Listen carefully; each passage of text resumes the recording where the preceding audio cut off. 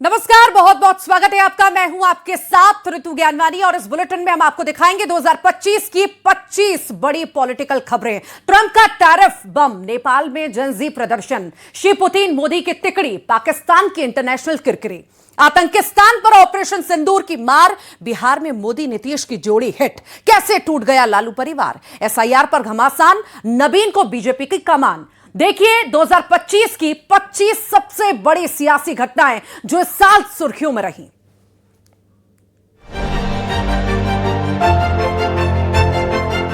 पिछले साल जब आम चुनाव समाप्त हुए तब से चर्चा थी कि भारतीय जनता पार्टी के तत्कालीन अध्यक्ष जेपी नड्डा का कार्यकाल समाप्त हो गया है और जल्द ही पार्टी को नया राष्ट्रीय अध्यक्ष मिलेगा।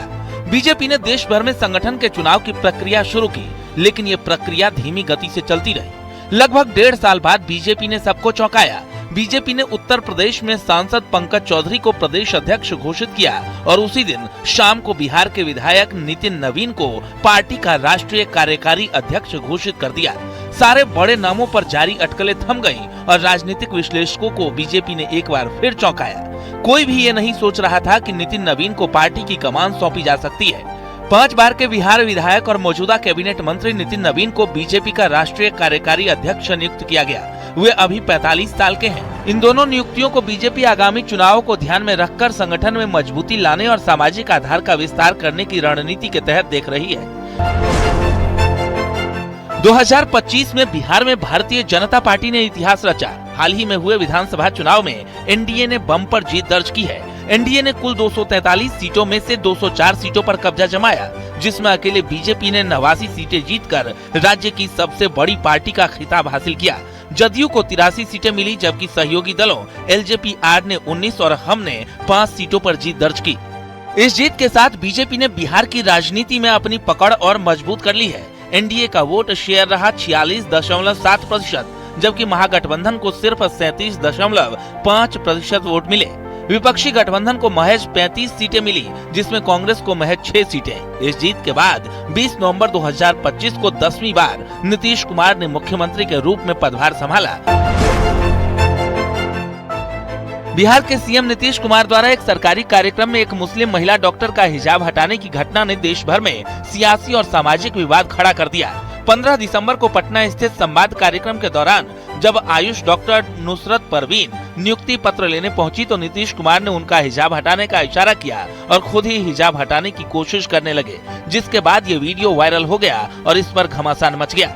वीडियो वायरल होते ही विपक्ष ने नीतीश कुमार को घेरना शुरू कर दिया। आरजेडी, कांग्रेस, मुस्लिम नेताओं और मानवाधिकार संगठनों ने इसे महिला की इज्जत और धार्मिक स्वतंत्रता के खिलाफ बताया। आरजेडी ने नीतीश को मेंटल स्टेट अनस्टेबल कहा। हालांकि बीजेपी ने इसका बचाव किया। गिरिराज सिंह ने कहा कि अगर नौकरी लेने जा रही है तो चेहरा दिखना चाहिए। इस साल संसद का शीतकालीन सत्र जितना हंगामों को लेकर चर्चा में रहा, उससे कहीं ज्यादा चर्चा उस तस्वीर की हुई जिसमें पीएम मोदी और प्रियंका गांधी के साथ विपक्ष के कई सांसद चाय पार्टी करते नजर आए। लोकसभा स्पीकर द्वारा बुलाई गई टी पार्टी में प्रियंका गांधी प्रधानमंत्री नरेंद्र मोदी, रक्षा मंत्री राजनाथ सिंह और ओम बिरला के साथ बैठी नजर आई। बैठक के दौरान कई हल्के फुल्के पल भी देखने को मिले। जानकारी के मुताबिक बैठक के दौरान प्रियंका गांधी ने बताया कि वे अपने संसदीय क्षेत्र वायनाड की एक जड़ी बूटी का सेवन एलर्जी से बचने के लिए करती हैं। इस पर पीएम मोदी और राजनाथ सिंह मुस्कुराते नजर आए। बैठक के दौरान धर्मेंद्र यादव ने सुझाव दिया कि संसद सत्र थोड़ा और लंबा चल सकता था। इस पर प्रधानमंत्री ने मजाक करते हुए कहा कि सत्र इसलिए छोटा रखा गया ताकि आपका गला ना दुखे। इस टिप्पणी पर सांसदों में हंसी फैल गई। इस साल देश में वोट चोरी का मुद्दा मुख्य रूप से 7 अगस्त 2025 को उठा, जब लोकसभा में विपक्ष के नेता राहुल गांधी ने दिल्ली में एक प्रेस कॉन्फ्रेंस के दौरान चुनाव आयोग और सरकार पर चुनाव प्रक्रिया में धांधली के गंभीर आरोप लगाए। राहुल गांधी ने आरोप लगाया कि 2024 के लोकसभा चुनाव और हालिया विधानसभा चुनावों में मतदाता सूचियों में बड़े पैमाने पर गड़बड़ी की गई। हालांकि चुनाव आयोग ने राहुल गांधी के इन आरोपों को निराधार बताया। दरअसल बिहार चुनाव से ठीक पहले चुनाव आयोग ने बिहार में एसआईआर अभियान चलाया, जिसमें करीब 65 लाख मतदाताओं के नाम हटा दिए गए थे। विपक्ष खासकर कांग्रेस और आरजेडी ने आरोप लगाया कि ये नाम जानबूझकर एक साजिश के तहत हटाए गए हैं ताकि दलित, मुस्लिम और पिछड़ा वर्ग के मतदाताओं को मताधिकार से वंचित किया जा सके।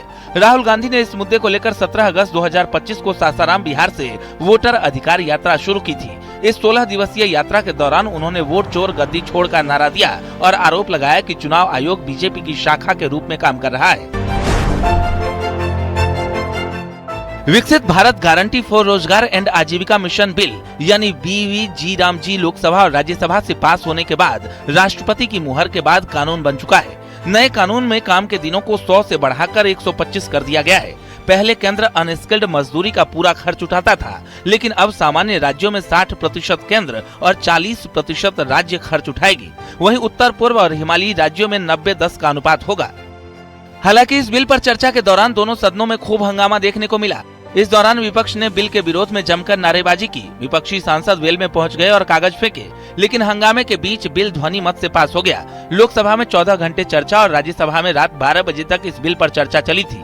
ये 20 साल पुराने मनरेगा की जगह ले चुका है। हालांकि इस बिल के कानून बनने के बाद भी विपक्षी प्रदर्शन करते नजर आए। विपक्ष विशेष रूप से कांग्रेस इसे महात्मा गांधी का अपमान बता रही है। विपक्ष का आरोप है कि नए नियमों से काम की गारंटी कमजोर होगी, राज्य सरकारों पर बोझ बढ़ेगा और केंद्रीय नियंत्रण ज्यादा हो जाएगा।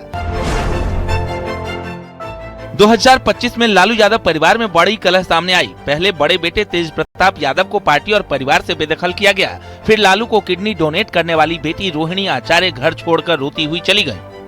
दरअसल तेजस्वी यादव और उनके आसपास रहने वाले लोग लालू प्रसाद यादव के परिवार के लिए मुसीबत बन गए हैं। बड़े बेटे तेज प्रताप यादव को लालू ने निकाला तो ये आरोप सामने आया था। इसके बाद लालू यादव को दूसरा जीवन देने वाली रोहिणी आचार्य ने भी यही आरोप लगाया था। दरअसल एक लड़की के साथ वायरल वीडियो के आधार पर लालू प्रसाद यादव ने बड़े बेटे तेज प्रताप यादव को 6 साल के लिए पार्टी और आजीवन परिवार से बाहर कर दिया।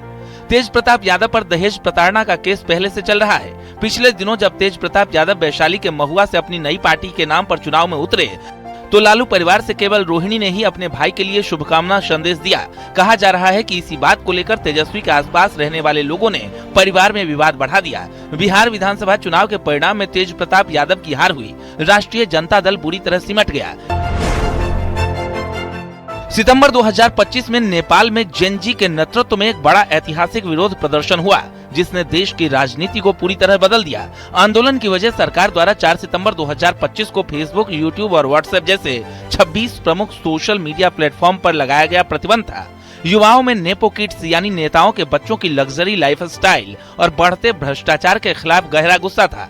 बढ़ती बेरोजगारी दर और बेहतर अवसरों की कमी ने युवाओं को सड़कों पर उतरने के लिए मजबूर कर दिया। 8-9 सितंबर 2025 को काठमांडू के मैती घर मंडला और संसद भवन के पास हजारों छात्र और युवा जमा हुए। प्रदर्शनों के दौरान पुलिस की कार्रवाई और झड़पों में कई लोगों की मौत हुई और सैकड़ों घायल हुए। भारत में 17वां उपराष्ट्रपति चुनाव 9 सितंबर 2025 को संपन्न हुआ। ये चुनाव पूर्व उपराष्ट्रपति जगदीप धनखड़ द्वारा स्वास्थ्य कारणों से 21 जुलाई 2025 को दिए गए इस्तीफे के कारण समय से पहले कराया गया था। एनडीए उम्मीदवार सीपी राधाकृष्णन भारत के नए उपराष्ट्रपति चुने गए। विपक्ष यानी इंडिया गठबंधन के उम्मीदवार बी सुदर्शन रेड्डी को 300 वोट हासिल हुए। विपक्ष ने इस चुनाव को 2 विचारधाराओं की लड़ाई करार दिया था। वहीं एनडीए ने जीत को राष्ट्रवादी विचारधारा की जीत बताया। दोनों ही उम्मीदवार दक्षिण भारत से थे, जिसे सरकार और विपक्ष दोनों की ओर से दक्षिण भारतीय मतदाताओं और क्षेत्रीय राजनीति को साधने की एक कोशिश के रूप में देखा गया। चुनाव परिणामों के बाद सबसे बड़ी राजनीति क्रॉस वोटिंग को लेकर हुई। एनडीए को अपनी कुल सदस्य संख्या 427 से कहीं अधिक 452 वोट मिले, जबकि विपक्ष के दावे के बावजूद उनके उम्मीदवार को केवल 300 वोट ही मिल सके। प्रधानमंत्री नरेंद्र मोदी, रूसी राष्ट्रपति व्लादिमीर पुतिन और चीनी राष्ट्रपति शी जिनपिंग की एक साथ मुलाकात 2025 की सबसे बड़ी राजनीतिक घटनाओं में से एक रही। सितंबर में चीन के तियानजिन शहर में आयोजित शंघाई सहयोग संगठन शिखर सम्मेलन के लिए मोदी की चीन यात्रा ऐतिहासिक रही। ये 7 वर्षों में प्रधानमंत्री मोदी की पहली चीन यात्रा थी। शिखर सम्मेलन के दौरान एक खास पल तब आया जब राष्ट्रपति पुतिन ने पीएम मोदी का 10 मिनट का इंतजार किया और फिर दोनों नेता एक ही कार में बैठकर गए। दोनों नेताओं ने सीमा विवाद के बाद के संबंधों को सामान्य बनाने और व्यापारिक मुद्दों पर चर्चा की। इस त्रिपक्षीय मुलाकात को अमेरिका की व्यापारिक नीतियों, विशेषकर राष्ट्रपति डोनाल्ड ट्रंप द्वारा लगाए गए टैरिफ के खिलाफ एक मजबूत संदेश के रूप में देखा गया। रूसी राष्ट्रपति व्लादिमीर पुतिन ने हाल ही में 4 से 5 दिसंबर 2025 तक भारत का 2 दिवसीय दौरा किया था। ये यात्रा 23वें भारत रूस वार्षिक शिखर सम्मेलन के लिए प्रधानमंत्री नरेंद्र मोदी के निमंत्रण पर हुई थी। यूक्रेन युद्ध शुरू होने के बाद ये पुतिन की पहली भारत यात्रा थी। ये यात्रा ऐसे समय में हुई जब अमेरिका रूस के खिलाफ व्यापारिक प्रतिबंधों को लेकर भारत पर दबाव बना रहा था। इस दौरान पीएम मोदी ने रूसी नागरिकों के लिए भारत में मुफ्त ई-टूरिस्ट वीजा देने की घोषणा की। रक्षा सहयोग, ऊर्जा सुरक्षा और व्यापार बढ़ाने पर भी चर्चा हुई। हालांकि तेल खरीद पर कोई बड़ा नया समझौता सामने नहीं आया। भारत यात्रा के दौरान पुतिन ने राजघाट जाकर महात्मा गांधी के स्मारक पर उन्हें श्रद्धांजलि अर्पित की और माल्यार्पण किया। इस यात्रा ने पश्चिमी देशों के बहिष्कार के बावजूद भारत की स्वतंत्र विदेश नीति और दोनों देशों के बीच अस्थायी संबंधों को दर्शाया।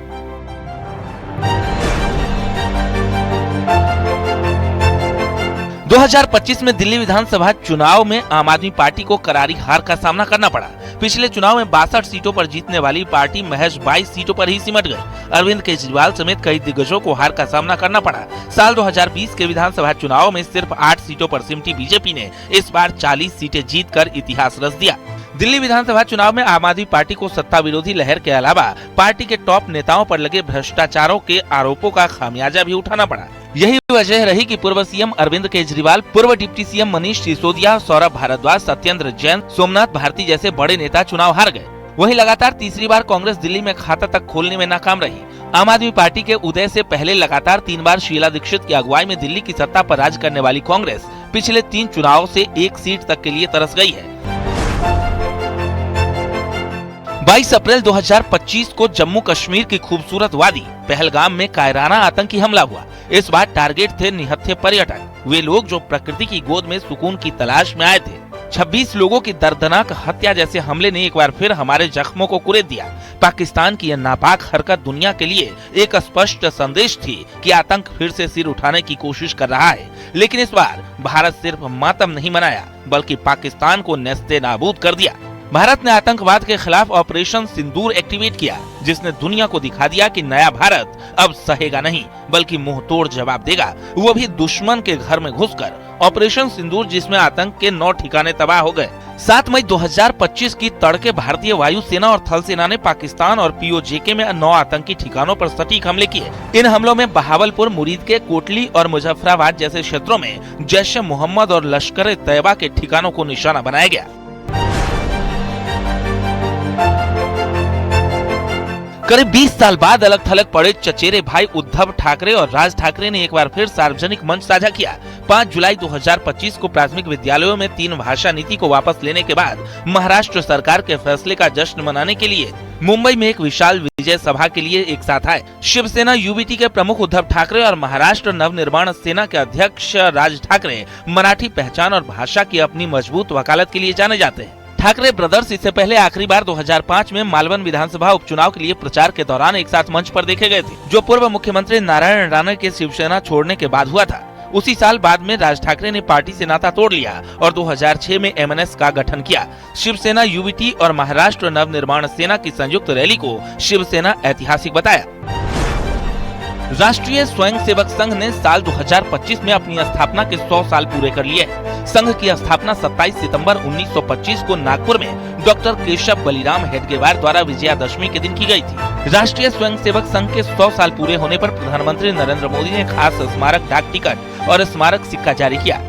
आरएसएस के 100 साल पूरा होने पर पीएम मोदी ने कहा कि विजयादशमी पर संघ की स्थापना कोई संयोग नहीं था, यह हजारों सालों से चली आ रही परंपरा का पुनरुत्थान था, जिसमें राष्ट्र चेतना समय समय पर उस युग की चुनौतियों का सामना करने के लिए नए अवतारों में प्रकट होती है। इस युग में संघ उसी अनादि राष्ट्र चेतना का पुण्य अवतार है। मोहन भागवत ने कहा कि संघ की विचारधारा है कि जो कोई भी भारत को अपनी मातृभूमि मानता है, वो भारतीय संस्कृति की इज्जत करता है। जब तक इस हिंदुस्तान की धरती पर एक भी व्यक्ति जिंदा है जो भारतीय पूर्वजों की महिमा में विश्वास रखता है और उसका सम्मान करता है, तब तक भारत एक हिंदू राष्ट्र है। हालांकि इन 100 सालों में आरएसएस ने एक लंबी यात्रा जरूर तय की, लेकिन स्वाधीनता संग्राम के दौर में संघ और संघ से जुड़े लोगों की भूमिका को लेकर आज भी वो सवालों के घेरे में रहता है।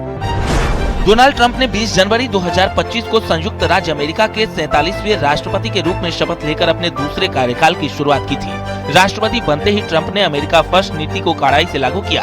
उन्होंने चीन, कनाडा और मेक्सिको के साथ व्यापार युद्ध शुरू किया और कई देशों पर भारी टैरिफ लगाए। भारत पर भी रूसी तेल खरीद और व्यापार के कारण 50% तक टैरिफ लगाए गए। भारत पर 50% टैरिफ थोपने वाले ट्रंप को लगा था कि वो हिंदुस्तान का घमंड तोड़ देंगे और उसे घुटनों पर ले आएंगे, लेकिन ऐसा कुछ नहीं हुआ। उल्टा नवंबर का निर्यात अपने ऑल टाइम हाई पर पहुंच गया।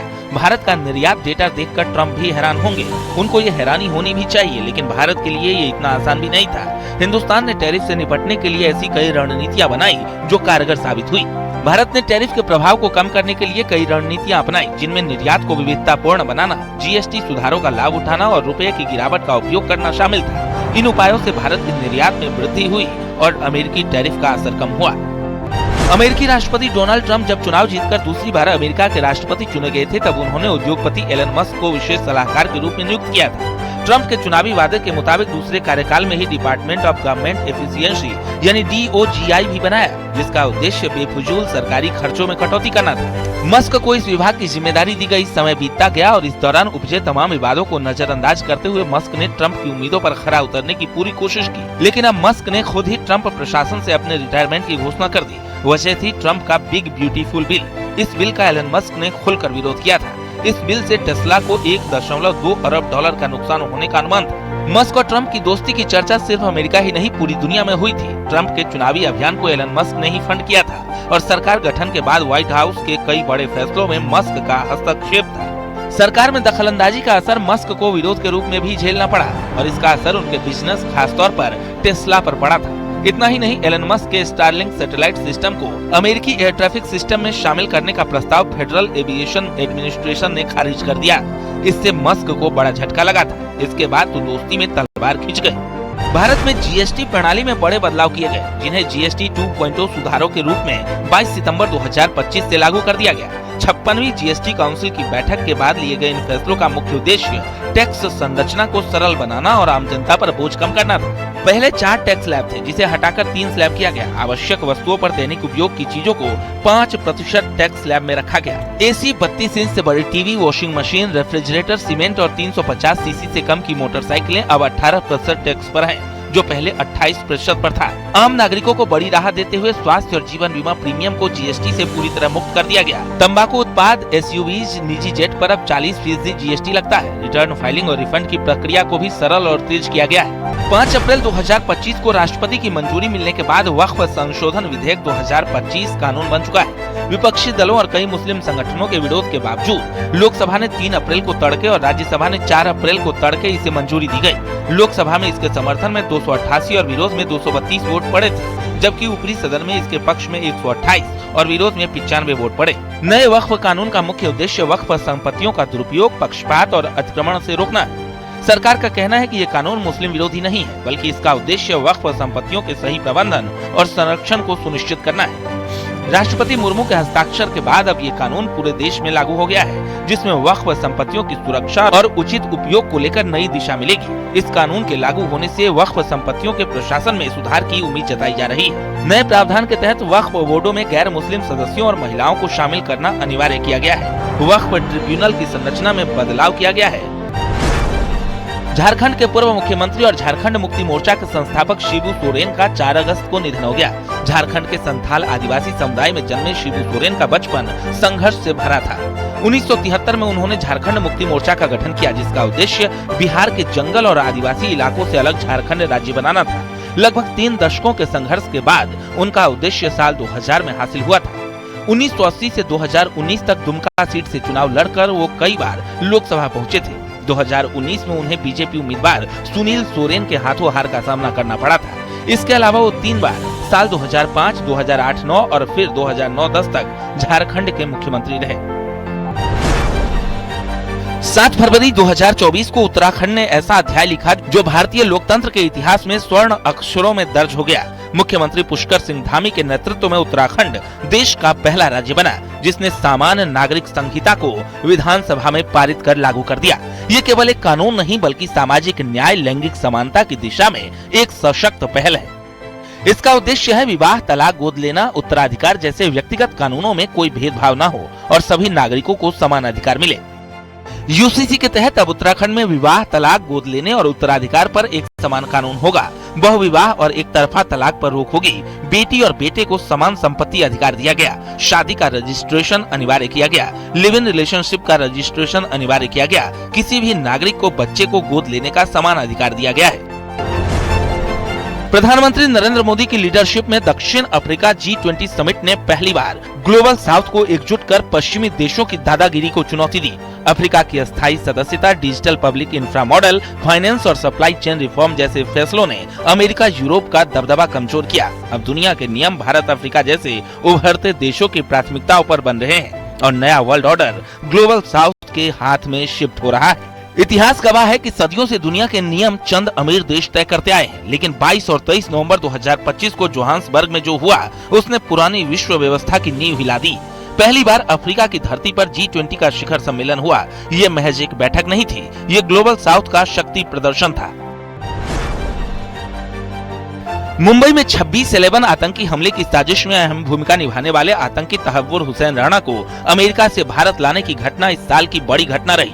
ISI के लिए काम करने वाले और लश्कर-ए-तैयबा और हरकत-उल-जिहादी इस्लामी हुजी जैसे आतंकी संगठनों से करीब से जुड़े रहे तहव्वुर राणा को लेकर जब विमान दिल्ली पहुंचा तो NIA की टीम ने उसे UAPA के तहत औपचारिक रूप से गिरफ्तार कर लिया। राणा को अमेरिका से विशेष विमान में NSG कमांडो के सुरक्षा के घेरे में लाया गया। वहीं अमेरिका में उसे अमेरिकी स्काई मार्शल की निगरानी में विशेष विमान तक पहुंचाया गया था। आतंकवाद के मामले में अमेरिका से भारत को ये पहला प्रत्यर्पण था। 26 नवंबर 2008 को 10 पाकिस्तानी आतंकियों ने मुंबई में Taj Oberoi hotel, Leopold cafe, Chabad house और छत्रपति शिवाजी टर्मिनस स्टेशन पर हमले किए थे। इनमें मारे गए 166 लोगों में अमेरिकी, ब्रिटिश और इजरायली नागरिक शामिल थे। संगम नगरी प्रयागराज में 13 जनवरी से 26 फरवरी तक चले महाकुंभ मेले की तस्वीर ने पूरी दुनिया को आकर्षित किया। 144 साल के महासंयोग का बना ये मेला बेहद भव्य और दिव्य रहा। इस महाकुंभ के दौरान 66 करोड़ से अधिक श्रद्धालुओं ने संगम तट पर आस्था की डुबकी लगाई। देश विदेश से लोग पहुंचे। PM मोदी ने भी डुबकी लगाई। CM योगी की शानदार व्यवस्था और क्राउड मैनेजमेंट की चर्चा पूरी दुनिया में होने लगी। दुनिया में ऐसा पहली बार हुआ जब इतने लोग एक साथ एक जगह नजर आए। PM मोदी ने इसे एकता का महायज्ञ कहा था। पहली बार महाकुंभ में आर्टिफिशियल इंटेलिजेंस और डिजिटल ट्विन तकनीक का बड़े पैमाने पर उपयोग किया गया। ये प्राचीन परंपरा और आधुनिक तकनीक का एक अनूठा संगम था। इस महाकुंभ मेले में अलग अलग रंग देखने को मिले। महाकुंभ में माला बेचने आई मोनालिसा को दुनिया ने पहचाना। मॉडल से साध्वी बनी हर्षा रिछारिया लाइमलाइट में आ गई। IIT इंजीनियर बाबा ने लोगों को चौंकाया तो वही ममता कुलकर्णी भी इसी कुंभ में हीरोइन से साध्वी बन गई। 25 नवंबर 2025 को अयोध्या ने एक और ऐतिहासिक क्षण का साक्षी बनकर दुनिया का ध्यान अपनी ओर खींचा। शुभ मुहूर्त में प्रधानमंत्री ने राम मंदिर के मुख्य शिखर पर धर्म ध्वज फहराया। जैसे ही केसरिया ध्वज पवन के संग लहराया, पूरा परिसर जय श्री राम के उद्घोष से गूंज उठा।